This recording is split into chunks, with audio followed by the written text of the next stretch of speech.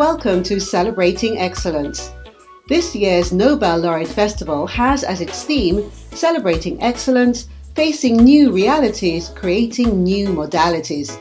The festival showcases lectures, exhibitions, award ceremonies, drama productions, and crayon and literary workshops. Our guest today is Jallim Eudovic, a global sculptor, Goodwill ambassador, and Caribbean laureate. As a local sculptor from a family of artists, we asked him what he felt about Sir Derek Walcott's impact on the visual arts. Well, first of all, I must say that Derek Walcott is an absolute giant, right? And when you have such an epic figure infuse your genre of arts, which is visual arts, you know, that in itself has a domino effect on how you perceive everything in that world. Because there is no Nobel Prize for visual arts. But when you have somebody who have received the highest honor partaking in the same genre of creativity as you know, that is tremendous. You know, that just revitalizes every cell in your being.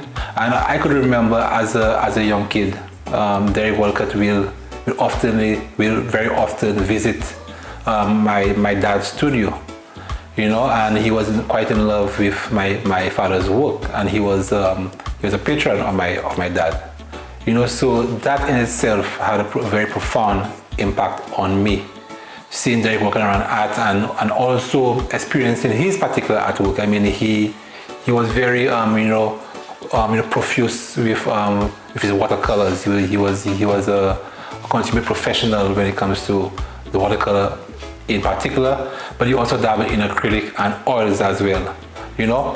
And what that did is that made me realize that, you know, this is, you know, like the creativity is a universe, you know. Expression, one form of expression to the other, is basically the same thing, you know. You know, there's nothing in that universe that is mutually exclusive.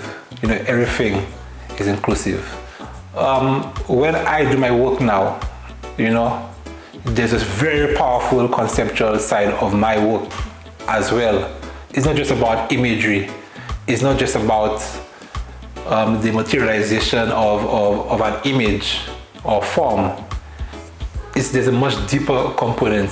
You know, I see the poetry, I see the more intangible aspects of it, you know. You know, I think Derek Walcott sometimes when I create my work, you know. Derek sought to make regal the mundane.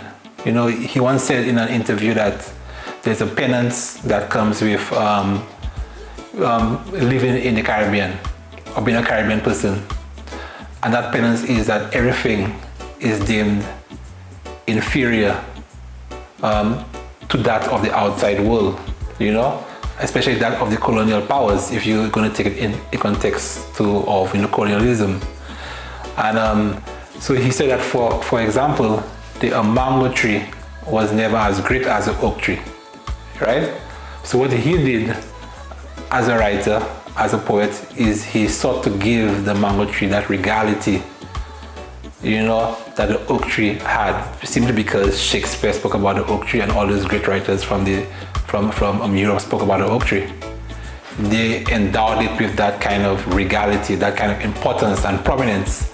So when I do my artwork, you know, today, you know, I have that same kind of philosophy where I want to make regal, you know, what is perceived ordinary, you know. So I call it a design philosophy, you know. That's my philosophy, and something that I got from Derek Walcott. Also my dad as well, but you know, but Derek said it very profoundly, you know. So his words had a very deep impact on me.